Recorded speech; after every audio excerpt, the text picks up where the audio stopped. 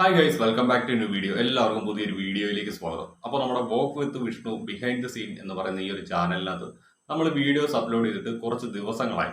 അതിന് കാരണം മറ്റൊന്നുമല്ല, നമ്മുടെ മെയിൻ ചാനലിനോട്ട് ചെറിയൊരു പണി കിട്ടി. അതുകൊണ്ട് ആ ചാനലിനകത്ത് വീഡിയോസ് ഒന്നും ഓടുന്നില്ല. പണി മീൻസ് ഒരു നിസ്സാര പരിപാടിയാണ് ചെയ്തിരിക്കുന്നത്. സ്പാം വ്യൂ കയറ്റുക. അങ്ങനെ സ്പാം വ്യൂ കയറ്റി കഴിഞ്ഞാൽ നമ്മുടെ വീഡിയോസ് റെക്കമെൻഡ് ചെയ്യുന്നത് യൂട്യൂബ് ഒന്ന് കുറയ്ക്കും. നമ്മൾ പിന്നെ കണ്ടിന്യൂസ് ആയിട്ട് വീഡിയോസ് ഇട്ട് അതിന് അത്യാവശ്യം റീച്ചും കാര്യങ്ങളും വന്നു കഴിയുമ്പോഴേ യൂട്യൂബ് ആ വീഡിയോസ് പിന്നീട് പ്രൊമോട്ട് ചെയ്യത്തുള്ളൂ. എന്നാലും എനിക്കിത് ആദ്യത്തെ അനുഭവമല്ല, ഇതിന് മുൻപും പലപ്പോഴും കിട്ടിയിട്ടുണ്ട്. അതുകൊണ്ട് തന്നെ നമ്മുടെ ചാനൽ റിക്കവർ ആയിട്ട് പെട്ടെന്ന് വരുമെന്ന് ഞാൻ വിശ്വസിക്കുന്നു. എന്തായാലും നമുക്ക് ഇന്ന് രണ്ട് ടോപ്പിക്കിനെ കുറിച്ച് സംസാരിക്കാനുണ്ട്. നമ്മൾ മെയിൻ ചാനലിനകത്ത് ചെയ്ത രണ്ട് കണ്ടന്റുകൾ. ഒന്നാമത്തെ കണ്ടന്റ് എന്ന് പറയുന്നത് ദയാ സുജിത്ത് ആൻഡ് ഷെഫീന ബീവി. ഈ ഒരു കോൺട്രവേഴ്സിയെ കുറിച്ച് ഞാൻ അറിയുന്നത് ഇൻസ്റ്റാഗ്രാമിലാണ്. പതിവില്ലാതെ ഷെഫീന ബീവി എന്ന് പറയുന്ന യൂട്യൂബറെ ഇൻസ്റ്റാഗ്രാമിൽ പെൺകുട്ടികൾ വലിച്ചു കീറി ഒട്ടിക്കുന്നു. എന്താണ് ഇതിന് കാരണം? അതറിയാൻ വേണ്ടിയിട്ട് ഞാൻ ബാക്ക് ടു യൂട്യൂബിൽ വന്നപ്പോൾ രേണു റിയാക്ട്, അതേപോലെ തന്നെ അമേചേച്ചിയുടെ ചാനൽ അനീഷ് വ്ലോഗ്, ഈ മൂന്ന് ചാനലിനകത്തെ വീഡിയോസ് ഞാൻ വാച്ച് ചെയ്തു. ആ ഒരു വീഡിയോ വാച്ച് ചെയ്തതിന്റെ പശ്ചാത്തലത്തിൽ എനിക്ക് മനസ്സിലായത് ഷെഫീന ബീവി എന്തോ നല്ല രീതിക്കുള്ള കോൺട്രവേഴ്സി ഒപ്പിച്ചിട്ടുണ്ട്. എന്തായാലും ആ വീഡിയോ ഒന്ന് കണ്ടു നോക്കാം എന്ന് കരുതി ഞാൻ നേരെ അവരുടെ ചാനലിൽ ചെന്നു. ആ ഒരു വീഡിയോയുടെ ലിങ്ക് കോപ്പി പേസ്റ്റ് ചെയ്തെടുത്തു. വിറ്റ്മേറ്റ് എന്ന് പറയുന്ന ആപ്ലിക്കേഷൻ യൂസ് ചെയ്തുകൊണ്ട് ആ ഒരു വീഡിയോ ഡൗൺലോഡ് ചെയ്തെടുത്തിട്ട് ഞാൻ എൻ്റെ ഫോണിനകത്ത് ആ ഒരു വീഡിയോ വാച്ച് ചെയ്തപ്പോഴത്തേക്കാണ് കേട്ടാൽ അറയ്ക്കുന്ന തരത്തിലുള്ള പരാമർശങ്ങളാണ് മഞ്ജിപ്പിള്ളയുടെ മകളായിട്ടുള്ള ദയാ സുജിത്തിനെതിരെ ഷെഫീന ബീവി നടത്തിയിരിക്കുന്നത്. സോ ആ ഒരു വിഷയത്തിൽ ഞാൻ അവർക്കെതിരെ ശക്തമായിട്ട് പ്രതികരിച്ചുകൊണ്ട് വീഡിയോ ചെയ്തു. അങ്ങനെ ഞാൻ ചെയ്ത വീഡിയോയുടെ താഴെ എനിക്ക് വന്നൊരു സ്പെസിഫിക് ആയിട്ടുള്ള കമന്റുകളാണ്. അതായത്, നാളെ നിന്റെ ഭാര്യ ഇതേ കണക്കൊരു വസ്ത്രം ധരിച്ച് സോഷ്യൽ മീഡിയയിൽ ഫോട്ടോ ഇട്ട് കഴിഞ്ഞാൽ നീ സമ്മതിക്കുമോ എന്ന്. ആദ്യം തന്നെ പറഞ്ഞുകൊള്ളട്ടെ, അവരൊരു ഇൻഡിവിജ്വൽ പേഴ്സൺ ആണ്. നാളെ ഞാനൊരു വിവാഹം കഴിക്കുന്നു. അങ്ങനെ ഞാൻ വിവാഹം കഴിക്കുന്ന പെൺകുട്ടി, അതായത് എൻ്റെ ഭാര്യ, അവർക്ക് ബിക്കിനി ഇടണമെന്ന് പറഞ്ഞാൽ അത് തടയാണ്ട് എനിക്ക് പറ്റില്ല. ബിക്കിനി ഇട്ട് അവരൊരു ഫോട്ടോ അവരുടെ ഫേസ്ബുക്കിലോ ഇൻസ്റ്റാഗ്രാമിലോ പബ്ലിക്കിന് കാണാവുന്ന രീതിയിൽ പോസ്റ്റ് ചെയ്ത് കഴിഞ്ഞാൽ ഞാൻ ചോദ്യം ചെയ്യില്ല. എന്തിന് ഞാൻ ചോദ്യം ചെയ്യണം? അത് അവരുടെ അവകാശമാണ്. പക്ഷെ ഞാൻ ചോദ്യം ചെയ്യും. ഈ പറയുന്ന കണക്ക് പെയ്ഡ് ലൈവിനകത്തോ അതേപോലെ തന്നെ സബ്സ്ക്രിപ്ഷൻ ഫീഡിനകത്തൊക്കെ കൊണ്ട് ഇതൊക്കെ ഇട്ട് കഴിയുമ്പോഴത്തേക്ക് അത് ചോദ്യം ചെയ്യാനുള്ള റൈറ്റ്സ് ഉണ്ട്. കാരണം പറ്റുന്നില്ല, അത് അവിടെ കൊണ്ട് ശരീരം വിൽപ്പനച്ചരക്കാക്കി വെക്കുന്നതാണ്. അതുകൊണ്ട് തന്നെയാണ് ഈ രേണുസുതി, അതാണ് തന്നെ നിമിഷ ബിജോ, അങ്ങനെ കുറെ അധികം ആളുകളെ കുറിച്ച് ഞാൻ ടോപ്പിക്ക് ചെയ്തിട്ടുള്ളത്. എന്തായാലും അല്ലാത്ത പക്ഷം അത് അവരുടെ സ്വാതന്ത്ര്യമാണ്. പിന്നെ എനിക്ക് 6-ാം നൂറ്റാണ്ടിൽ നിന്നൊന്നും വണ്ടി കിട്ടാതിരിക്കുന്ന സിറ്റുവേഷൻ ഒന്നുമല്ല. ഞാൻ ഈ 2026-ൽ ജീവിക്കുന്ന ഒരു വ്യക്തിയാണ്. നമ്മുടെ ചുറ്റുപാടൊന്ന് കണ്ണോടിച്ചു കഴിഞ്ഞാൽ പലതിനും പലതരത്തിലുള്ള മാറ്റങ്ങൾ സംഭവിച്ചിട്ടുണ്ട്. നമ്മുടെ സിനിമകൾ പോലും ഒന്ന് പരിശോധിച്ച് നോക്കുക. പണ്ട് മലയാള സിനിമയാണെങ്കിലും ഹിന്ദി സിനിമയാണെങ്കിലും അവിടെയെല്ലാം മാന്യമായിട്ടുള്ള ഇന്ത്യൻ കൾച്ചർ പ്രകാരമുള്ള വസ്ത്രങ്ങളായിരുന്നു നായികമാർ ധരിച്ചിരുന്നത്. പക്ഷെ ഇന്ന് അതിൽ നിന്നെല്ലാം മാറി ബിക്കിനി വരെ ധരിച്ചുകൊണ്ടുള്ള സീൻസ് പുറത്തേക്ക് വരുന്നുണ്ട്. ഒരു പടിയും കൂടി കടന്ന് മാസ്റ്റർബേഷനം വരെ പ്രോത്സാഹിപ്പിക്കുന്ന തരത്തിലുള്ള സിനിമകൾ വന്നിട്ടുണ്ട്. എന്തിനേറെ പറയുന്നു, ഒരു പ്രമുഖ നടി കിര അദ്വാനി, അവരൊരു സെക്സ് ടോയ് ഉപയോഗിച്ചുകൊണ്ട് മാസ്റ്റർബേറ്റ് ചെയ്യുന്ന ഒരു രംഗം ഇന്നും നമ്മുടെ സോഷ്യൽ മീഡിയയിലുണ്ട്. അതൊരു സിനിമയ്ക്കകത്തൊന്നും വന്നതാണ്. അതൊരു ബ്ലൂടൂത്ത് ഡിവൈസ് യൂസ് ചെയ്തുകൊണ്ട് അവർ മാസ്റ്റർബേറ്റ് ചെയ്യുന്ന ഒരു സിനിമയ്ക്കകത്ത രംഗം പുറത്തേക്ക് വന്നിട്ടുണ്ട്.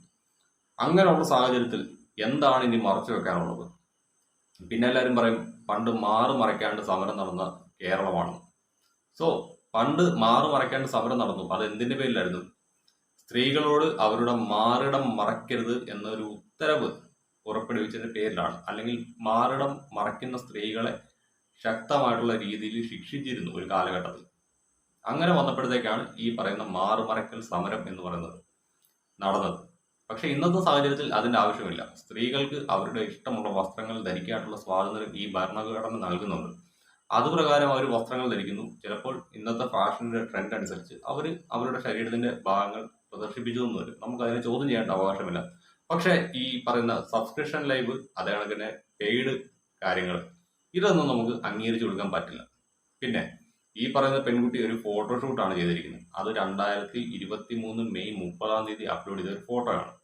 സോ ഇന്ന് 2026 ജൂലൈ 17-18 ആയിട്ടുണ്ട്. ഞാൻ ഈ ഒരു വീഡിയോ ഷൂട്ട് ചെയ്യുന്ന ടൈം ഇന്ന് ജൂലൈ 17. അതായത് നമ്മൾ ഇന്ന് രാത്രി 12 മണിക്കാണ് ഈ ഒരു വീഡിയോ ഷൂട്ട് ചെയ്യുന്നത്. ഇതുവരെ ആ ഒരു പ്രൊഫൈലിൽ കിടപ്പുണ്ട് ആ സാധനം. ഈ 2023 മെയ് 30 അപ്ലോഡ് ചെയ്ത ആ ഒരു ഫോട്ടോയ്ക്ക് അന്നൊന്നുമില്ലാത്ത പ്രശ്നം പൊടുന്നനെ ഉണ്ടാവുന്നു, അത് വിവാദമാവുന്നു.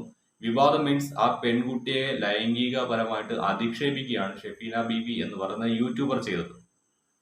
അതുകൊണ്ട് തന്നെയാണ് ഞാൻ ഉൾപ്പെടെ പലരും അവർക്കെതിരെ രംഗത്ത് വന്നത്. സോ ഷെഫീന ബീവിക്കെതിരെ ഇനിയിപ്പം മഞ്ജുപിള്ളയുടെ ഫാമിലിയൊക്കെ കേസിന് പോവുകയാണെങ്കിൽ പോട്ടെ, അവര് പണിഷ് ചെയ്യപ്പെടുകയാണെങ്കിൽ അത്രത്തോളം സന്തോഷം. കാരണം എനിക്ക് ആ സ്ത്രീയുമായിട്ട് ഒരു തരത്തിലും യോജിച്ചു പോകാൻ പറ്റില്ല. അതുകൊണ്ട് തന്നെയാണ് ഞാൻ അവർക്കെതിരായിട്ട് പലപ്പോഴും സംസാരിച്ചിട്ടുള്ളത്. അത് ഒരുപക്ഷെ ആളുകൾക്ക് ഇഷ്ടപ്പെടില്ലായിരിക്കും, അതെന്നെ ബാധിക്കുന്ന വിഷയമല്ല. എനിക്ക് എൻ്റെ നിലപാടുകളാണ് ശരി. കാരണം മറ്റൊന്നുമില്ല, ഇച്ചിരി പോകുന്ന കൊച്ചു പിള്ളേരെ കുറിച്ചൊക്കെ വരെ ലൈംഗിക അധിക്ഷേപം നടത്തുന്ന ഈ ഒരു സ്ത്രീയുമായിട്ട് അസോസിയേറ്റ് ചെയ്ത് പോകാൻ എനിക്ക് താല്പര്യമില്ല. അതുകൊണ്ട് തന്നെ ഞാൻ അവർ ചെയ്യുന്ന പല തോന്നിയ ദിവസങ്ങളെയും വിളിച്ച് പറയും, എതിർക്കും. അത് അന്നും ഇന്നും അങ്ങനെയാണ്. പിന്നെ അന്നേരം ചിലർ ചോദിച്ചുകൊണ്ട് വരും, രേണുസുതിയുടെ കാര്യത്തിൽ നിനക്ക് സ്റ്റാൻഡ് മാറിയല്ലോ എന്ന്. യെസ്, സ്റ്റാൻഡ് മാറി. കാരണം മറ്റൊന്നുമല്ല, ഇന്ന് അവർ ക്യാൻസർ എന്ന് പറയുന്ന ഒരു അസുഖത്തിന് ഇരയായിട്ട് ജീവിക്കുകയാണ്. അവർക്ക് ജീവിതത്തിലേക്ക് തിരിച്ചു വരണമെന്ന് ആഗ്രഹമുണ്ട്. അതിനു വേണ്ടിയിട്ട് അവർ ഫൈറ്റ് ചെയ്തുകൊണ്ടിരിക്കുകയാണ്. ആ ടൈമിൽ അവരെ വളഞ്ഞിട്ടടിക്കാണ്ട് എനിക്ക് പറ്റില്ല. കാരണം ഞാനും നിരവധി ആരോഗ്യ പ്രശ്നങ്ങളുള്ള ഒരു വ്യക്തിയാണ്. അപ്പോൾ നമ്മുടെ ആ ഒരു ടോപ്പിക് കഴിഞ്ഞു. ഇനിയിപ്പോൾ സെക്കൻഡ് ടോപ്പിക്, റൂഹിജാനുമായി ബന്ധപ്പെട്ട കണ്ടന്റുകൾ അതെടുത്ത് വെച്ച് ചെയ്യുമ്പോഴത്തേക്ക് സത്യം പറഞ്ഞു കഴിഞ്ഞാൽ ഞാൻ എന്തോ ഒരു സ്വപ്നലോകത്തുള്ള ഒരു ഫീലിംഗ് ആണ് എനിക്കുള്ളത്. കാരണം ഒരു ആത്മാവ് ഒരു ജീവനോടെ ഇരിക്കുന്ന വ്യക്തിയുമായിട്ട് കോണ്ടാക്ട് ചെയ്യുന്നു. അങ്ങനെ കോണ്ടാക്ട് ചെയ്ത് കുറേയധികം കാര്യങ്ങൾ അവരോട് പറയുന്നു. സോ പാരാനോർമൽ ആക്ടിവിറ്റീസ് ഒന്നും ഇല്ല എന്ന് ഞാൻ വാദിക്കുന്നില്ല. പാരാനോർമൽ ആക്ടിവിറ്റീസ് ഉണ്ട്, ഞാൻ അതിൽ വിശ്വസിക്കുന്ന ഒരു വ്യക്തിയാണ്. അതേപോലെ തന്നെ നമ്മുടെ ഐക്യവും ഈ മരണപ്പെട്ട വ്യക്തിയുടെ ഐക്യവും അല്ലെങ്കിൽ മനോനിലയും സെയിം ആയിട്ട് വന്നു കഴിഞ്ഞാൽ ഒരു പക്ഷേ ഈ പറയുന്ന കമ്മ്യൂണിക്കേഷൻ പോസിബിൾ ആണെന്ന് നമ്മുടെ മോഡേൺ സയൻസ് പോലും പലപ്പോഴും പറഞ്ഞായിട്ട് ഞാൻ കേട്ടിട്ടുണ്ട്. എക്സ് ഓർ വൈ ഞാനിത് പത്രങ്ങളിൽ നിന്നൊക്കെ വായിച്ച് മനസ്സിലാക്കിയിട്ടുള്ള കാര്യമാണ്. പിന്നെ നമ്മുടെ മലയാളം മാധ്യമങ്ങളാണ് ചക്കെന്ന് പറഞ്ഞാൽ കൊക്കെന്ന് കേട്ടിട്ട് ഈച്ചാന്ന് എഴുതുന്ന ടോപ്പിക്കാണ് നമ്മുടെ മലയാളം മാധ്യമങ്ങളുടെ കയ്യിലുള്ളത്. സോ അതുകൊണ്ട് തന്നെ ഞാൻ മാധ്യമങ്ങളിലൊക്കെ ഇങ്ങനെ വായിച്ചിട്ടുണ്ട്. അതുകൂടാതെ ഈ പാരാനോർമൽ ആക്ടിവിറ്റിയുമായിട്ട് ബന്ധപ്പെട്ട കുറേയധികം സ്റ്റോറീസ് ഞാൻ യൂട്യൂബിലും മറ്റും വാച്ച് ചെയ്തിട്ടുണ്ട്. എന്നാലും അങ്ങനെ ഒരു കാര്യമുണ്ടെന്ന് ഞാനും വിശ്വസിക്കുന്നു. പക്ഷേ ഈ റിഫ മെഹ്റാസ് എന്ന് പറയുന്ന ഇൻഫ്ലുവൻസറുടെ ആത്മാവ് ഈ പറയുന്ന റൂഹിജാനുമായിട്ട് കോണ്ടാക്ട് ചെയ്ത് കുറേയധികം ഡീറ്റെയിൽസ് കൊടുക്കുന്നുണ്ട്. പക്ഷേ ഇതിൻ്റെ ഒന്നും തെളിവുകൾ മുന്നോട്ട് വെക്കുന്നില്ല. എന്തായാലും ഇപ്പോൾ ലേറ്റസ്റ്റ് ആയിട്ട് വന്നിരിക്കുന്ന അപ്ഡേറ്റ്, റിഫ മെഹ്റാസിന്റെ ആത്മാവും കൊല്ലം സുധിയുടെ ആത്മാവും കൈ കൊടുത്തിരിക്കുന്നു രേണുസുധിക്കെതിരെ. അതുകൂടാതെ കൊല്ലം സുധിയുടെ ആത്മാവ് ബിഷപ്പ് നോബിൾ ഫിലിപ്പ് അമ്പലവേലിൽ എന്ന് പറയുന്ന വൈദികനെ ടാർഗറ്റ് ചെയ്യുന്നു.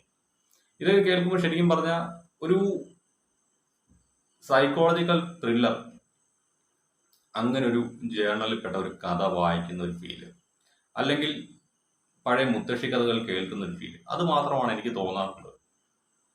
റൂഹിജാൻ വ്യക്തമായിട്ടുള്ള എവിഡൻസ് കൊണ്ടുവരുവാണെങ്കിൽ ഒരു പക്ഷേ എനിക്ക് ഇതിനകത്തുള്ള കൂടുതൽ ഇൻട്രസ്റ്റ്, അതായത് ഇപ്പോൾ ഞാൻ ജസ്റ്റ് ഒരു ഫൺ ടോപ്പിക്ക് പോലെ ചെയ്ത് വിടുന്ന ഈ ഒരു സാധനത്തിനകത്ത് ഞാൻ സീരിയസ് ആയിട്ട് ഇൻവോൾവ് ആയേനെ.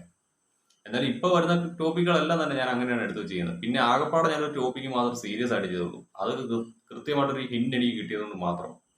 അതായത് ബെൻസർ എന്ന് പറയുന്ന വ്യക്തി, അതായത് റൂഹിജാൻ ബെൻസർ എന്ന് നമ്മളെ പരിചയപ്പെടുത്തിയ വ്യക്തിയുമായിട്ട് രേണുസുധി ഗൾഫിലെ ഒരു പ്രോഗ്രാമിൽ ഒരു വേദി പങ്കിടുന്നതിന്റെ വിഷ്വൽ എനിക്ക് കിട്ടിയതുകൊണ്ട് മാത്രമാണ് ഞാൻ ആ ഒരു ടോപ്പിക്ക് റിലവൻ്റ് ആയിട്ട് അവതരിപ്പിച്ചത്.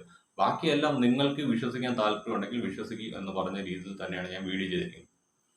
എന്നാലും എനിക്ക് ഈ റിഫ മെഹ്റാസിന്റെ ആത്മാവിനോട് സത്യത്തിൽ പറഞ്ഞ പുച്ഛമാണ് തോന്നുന്നത്. കാരണം മറ്റൊന്നുമല്ല, നമുക്കറിയാം രേണുസുധി ഇവിടെ അത്യാവശ്യം നെഗറ്റീവ് പബ്ലിസിറ്റിയും കാര്യങ്ങളുമായിട്ട് മുന്നോട്ട് പോയിക്കൊണ്ടിരിക്കുന്ന സമയത്ത് അവരിവിടെ എങ്ങനെ നിന്ന് പിഴച്ചു പോനെ. അവരെ ഈ പറയുന്ന ആത്മാവ്, അതായത് റൂഹിജാൻ പറഞ്ഞ കണക്കാണെങ്കിൽ ഈ പറയുന്ന ആത്മാവ് അങ്ങോട്ടേക്ക് എത്തിച്ചു ഗൾഫിലേക്ക്. എന്നിട്ട് അവിടെയുള്ള സ്വർണ്ണക്കടത്ത് മാഫിയയുമായിട്ടും ഈ പറയുന്ന സെക്സ് റാക്കറ്റുമായിട്ടും ഡ്രഗ് മാഫിയായിട്ടൊക്കെ ഒരു ലിങ്ക് ഉണ്ടാക്കി കൊടുക്കുന്നു. അതിനുശേഷം രേണുവിന് ഒരു ബ്രസ്റ്റ് ക്യാൻസറും കൂടി സമ്മാനിക്കുന്നു. അങ്ങനെ ബ്രസ്റ്റ് ക്യാൻസറും കൂടി സമ്മാനിച്ച ശേഷം ഇപ്പൊ ഈ ആത്മാവ് റൂഹിയുടെ ശരീരത്തിൽ കൂടിക്കൊണ്ട് രേണുവിനെ ഭീഷണിപ്പെടുത്തുന്നു. നീ ഈ കാര്യങ്ങൾ തുറന്നു പറഞ്ഞു കഴിഞ്ഞാൽ നാളെ രാവിലെ തന്നെ ക്യാൻസർ മാറുന്നു. സോ ഇത്രയും സൈക്കോപാത്തുള്ള ഒരു ആത്മാവിനെ ഞാൻ എൻ്റെ ജീവിതത്തിൽ കണ്ടിട്ടില്ല. അങ്ങനെ ഈ ഒരു ആത്മാവിനെ വിശേഷിപ്പിക്കാൻ പറ്റുള്ളൂ. കാരണം ഇവിടെ മര്യാദയ്ക്ക് അത്യാവശ്യം ചീത്തപ്പേരും കേട്ട് റീൽസും ചെയ്ത് ഷോർട്ട് ഫിലിമും അഭിനയിച്ചുകൊണ്ടിരുന്ന ഒരു സ്ത്രീയെ ഈ ആത്മാവ് ഇൻഫ്ലുവൻസ് ചെയ്ത് ഗൾഫിലേക്ക് കൊണ്ടുപോകുന്നു. അവിടെ ഇത്രയും വലിയ റാക്കറ്റിനകത്ത് പെടുത്തുന്നു. അതിനുശേഷം ആ സ്ത്രീക്ക് ഒരു ക്യാൻസർ കൊടുക്കുന്നു. എന്നിട്ട് പറയുന്നത് നീ ഗൾഫിൽ നടന്ന കാര്യങ്ങളെല്ലാം വിളിച്ചു പറഞ്ഞു കഴിഞ്ഞാൽ നിന്റെ ക്യാൻസർ മാറുന്നു. What an idea Sirji. ഇതിലും നല്ലത് ഒരു പോലീസുകാരനെ അങ്ങോട്ട് ഇൻഫ്ലുവൻസ് ചെയ്ത് കൊണ്ടുപോയിട്ട് ഈ തെളിവുകളെല്ലാം അവരുടെ മുന്നിലോട്ട് വെച്ച് കൊടുത്തു കഴിഞ്ഞാൽ കുമാരെല്ലാം തൂക്കിയെടുത്ത് അകത്തെടുത്തില്ലായിരുന്നു. ഇത്രയും ബുദ്ധിയും ബോധവും ഇല്ലാതായപ്പോല്ലോ ഇപ്പൊ നിങ്ങളുടെ ആത്മാവിന്. അത് മാത്രമേ എനിക്ക് ഈ ഒരു വിഷയത്തിൽ പറയാനുള്ളൂ. സോ ഒരു ഗ്യാപ്പിന് ശേഷം നമ്മൾ ഇന്ന് ചെയ്യുന്ന വീഡിയോ ആണ്. എല്ലാവരും നിങ്ങളുടെ വിലയേറിയ അഭിപ്രായങ്ങളും കമന്റുകളും ഒന്ന് രേഖപ്പെടുത്തുക. ചാനൽ ആദ്യമായിട്ട് കാണുന്നവർ സബ്സ്ക്രൈബ് ചെയ്യുക, ലൈക്ക് ചെയ്യുക. എന്തായാലും നമ്മൾ കണ്ടിന്യൂസ് ആയിട്ട് വീഡിയോ ഇടാണ്ട് ശ്രമിക്കുന്നതായിരിക്കും. ഓക്കെ എന്നാ, ബൈ.